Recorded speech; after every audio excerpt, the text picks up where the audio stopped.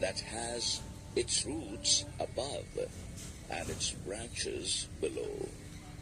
The Vedas are its leaves. The one who knows this tree, that is, the world, he knows all the Vedas. अधश्चोर्ध्वं प्रसृतास्तस्य शाखा गुणप्रवृद्धा विषयप्रवाला अधश्च मूलान्यनुसन्ततानि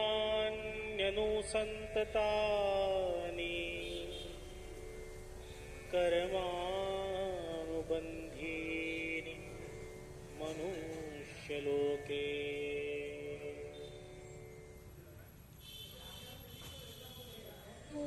In this tree-like world, nourished by the three gunas, the different species in the form of branches are spread below, in the middle and above. The sense objects are the shoots, the roots that bind us according to our karma in this human world, are also spread everywhere above and below. न रूपमस्येह तथोपलभ्यते नान्तो न चादिर्न च सम्प्रतिष्ठा अश्वत्थमेनं सुविरूढमूलम् मसङ्गशस्त्रेण दृढेन चित्वा. पंचदशाध्याय श्रीमद् भागवत गीता. तत्परिमार्जितव्यम् digital गीता. यस्मिन् गता न निवर्तन्ति भूयः तमेव चाख्यं पुरुषं प्रपद्ये यतः प्रवृत्तिः प्रसृता पुराणी.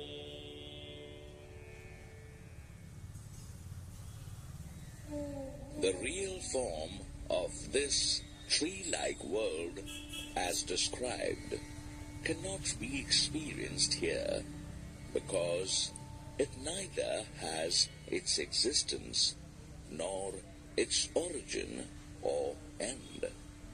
Having cut this firm-rooted Ashwatha tree with the strong axe of dispassion, then one should search for that supreme path, finding which he would not return to this world.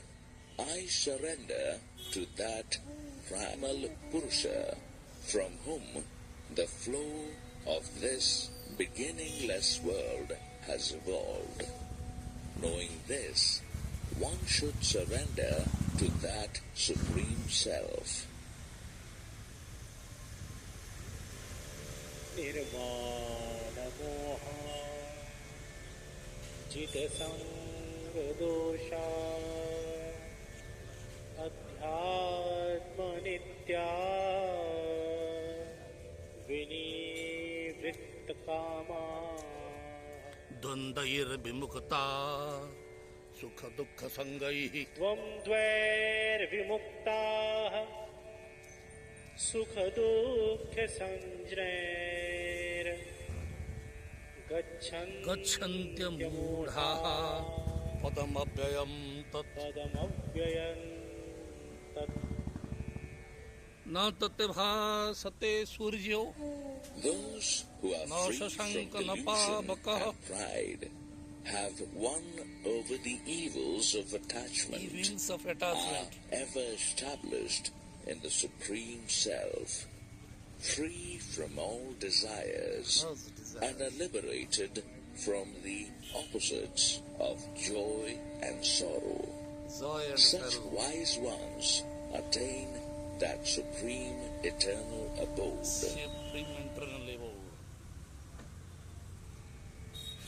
न तद्भासते भासयते सूर्यो न शशाङ्को न पावकः यद्गत्वा न निवर्तन्ते तद्धामं परमं मम परमं मम.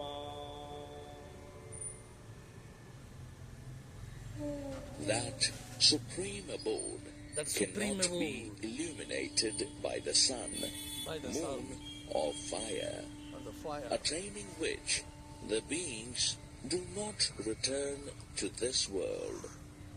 That is my supreme abode. The supreme abode. ममैवांशो जीवलोके जीवभूतः सनातनः मनः षष्ठानीन्द्रियाणि प्रकृतिस्थानि कर्षति.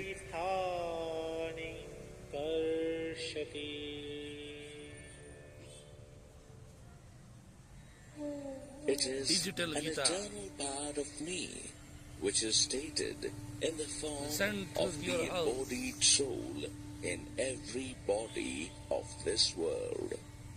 Therefore, it attracts the five senses and the mind which is established in Prakriti. Shariram yadavapnoti yacchapyutkramatishvaraha grihitvetani samyate vayurgandhani vashayat. Just like the wind takes with it the fragrances away from their sources, similarly, the embodied soul carries the mind and the senses with it and moves to another body after leaving this body. Shrotram chakshuh sparshanam cha rasanam dhanameva cha adhisthaya manaschayam vishayanupasevate.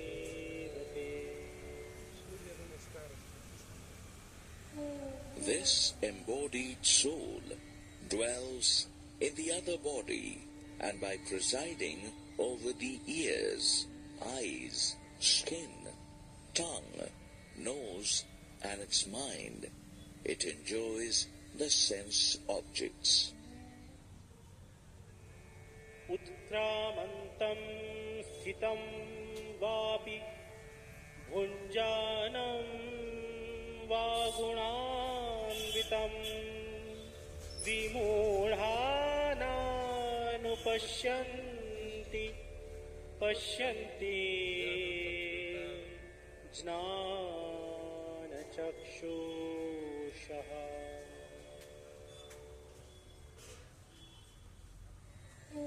The deluded ones cannot understand the embodied soul as the one discarding the body, or as the one experiencing the sense objects subject to the three gunas of Prakriti while dwelling in the body.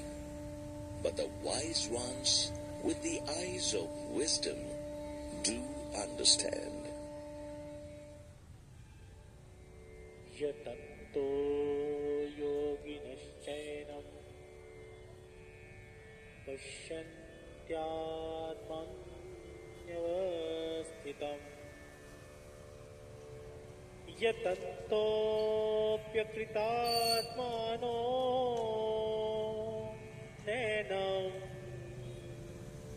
pasyantyachetasaha.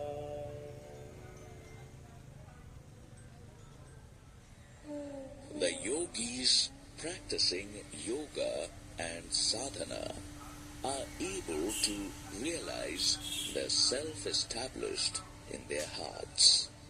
But the deluded ones with impure minds are unable to understand this in spite of their best efforts. यदादित्यगतं तेजो जगद्भासयतेऽखिलम्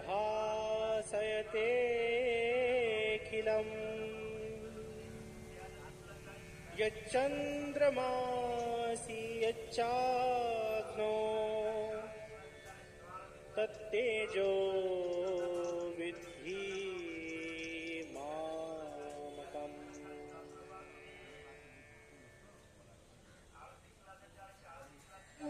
Know that the brilliance of the sun that lights up the entire world, along with the radiance of the moon and the fire, have originated from me. गामाविश्य च भूतानि धारयाम्यहमोजसा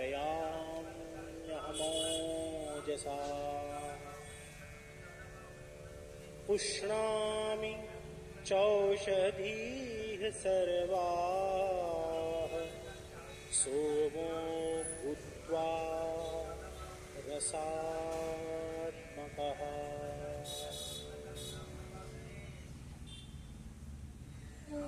I am the one who enters the